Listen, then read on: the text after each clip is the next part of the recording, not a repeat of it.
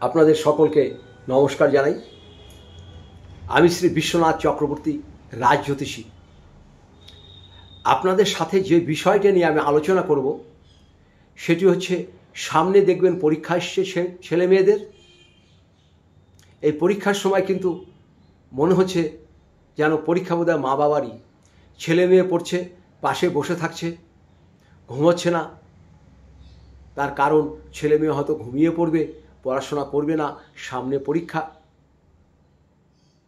আমি এই ভিডিওটা তাদের জন্যই বলছি। ভালোভাবে রেজাল্ট কী করে করবেন, ভালো ফল কী করে পাবেন, আমি প্রতিটি গার্জেনকেই বলছি। পরীক্ষার সময় বা পরীক্ষার আগে বা প্রতিদিনই করতে পারেন, প্রতিদিন করুন, খুব ভালো হবে। আর পরীক্ষার সময় অবশ্যই আপনি করবেন। খালি পরীক্ষা কালকে আজকে করলেন সেটা করবেন না, বেশ কিছুদিন থেকেই করতে আরম্ভ করুন। দেখবেন দুর্ধর্ষ রেজাল্ট হবে, ভালোভাবে পাশ করবে এবং সন্তানদের জন্য আপনার মুখ উজ্জ্বল হবে। ছোট্ট একটি কাজ করতে হবে। সন্তান যে ঘরে পড়তে বসে, অনেকে খাটে বসে, অনেকে টেবিলে বসে, অনেকে ঘরের মেঝেতে বসে, যে যেখানেই বসুক না কেন, একটি ভালো দেখে আপনারা মেটালের একটি প্রদীপ আনবেন। মেটালের, সে পিতলেরই আনতে পারেন, কাঁসারও আনতে পারেন, রূপোরও আনতে পারেন, কিন্তু মাটির প্রদীপ দেবেন না, মেটালের প্রদীপ দেবেন। মেটালের প্রদীপটার নিচে একটু গঙ্গা মাটি দেবেন। গঙ্গাতে মাটি পাওয়া যায়, সেই মাটি নেবেন, সেই মাটিটা নিয়ে এটা করবেন। আর যাদের বাড়ির কাছে গঙ্গা নেই, আপনারা কি করবেন? আপনারা তো গঙ্গা মাটি পাওয়া অসম্ভব ব্যাপার। তা আপনারা কি করবেন? আপনারা যে কাজটা করবেন সেটা হচ্ছে, যে কোনো একটু মাটি নেবেন, এঁটেল মাটি নেবেন, কলের জল দিয়ে ভালো করে নেবেন, আর মাটির ভিতরে একটি তুলসী পাতা দিয়ে দেবেন।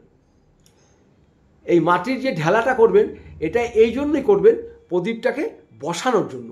প্রদীপটা বসানোর জন্য ঢেলাটাকে করতে বললাম। আর যাদের বাড়ির কাছে গঙ্গা আছে বা গঙ্গার মাটি জোগাড় করতে পারবেন, আপনারা খালি মাটিটা নেবেন।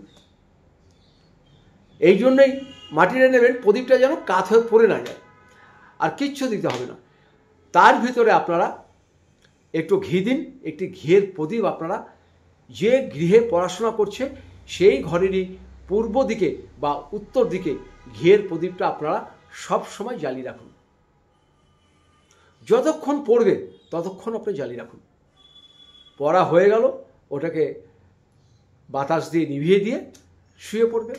আবার তারপরের দিন যদি মনে করেন যে আমি সারা দিন জ্বলবে, সারা রাত জ্বলবে, সেটা আরও ভালো, অতি উত্তম। কিন্তু সেটা সম্ভব নয়। কোনো সময় দেখা গেল প্রদীপটা পলতেটা শেষ হয়ে গেল। সেই জন্য যে কোনো যখনই পড়বে তখনই একটি ঘিয়ের প্রদীপ ঘরে জ্বালিয়ে রাখুন। দেখবেন রেজাল্ট আপনার সন্তানের কেমন হয়। আমি যে জিনিসটা বললাম আপনারা এটা করুন, কী যে ফল পাবেন আপনারা নিজেই ভাবতে পারবেন না। খালি ঘিয়ের প্রদীপ, কিন্তু ঘিটা কিন্তু আপনাদের অরিজিনাল গাওয়া ঘি হওয়া চাই। পূর্ব দিকে বা উত্তর দিকে ওই মাটির ঢেলার উপরে ঘিয়ের প্রদীপটাকে জ্বালিয়ে দিন। দুর্ধর্ষ এত ভালো রেজাল্ট হবে আপনারা কল্পনা করতে পারবেন না। এই সামান্য একটি জিনিসে পরীক্ষায় ভালোভাবে পাশ করে যাবে, কোনো কিছুতে আটকাবে না। কিন্তু আপনারা এটা করুন, দেখবেন খুব ভালো রেজাল্ট পাবেন। সন্তানদের পড়াশোনার জন্য, পরীক্ষার জন্য আমি এটা আপনাদের এই ছোট্ট একটি কাজ বললাম, এটা করবেন, খুব উপকার পাবেন। সবাই ভালো থাকবেন। আপনাদের সকলকে নমস্কার জানাই।